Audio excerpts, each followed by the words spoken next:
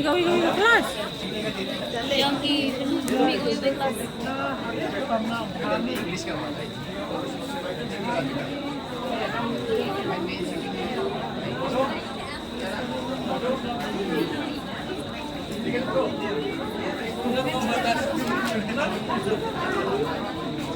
जीविका कंपल्सरी उसका तो भर नहीं जो बोला ना यही बोला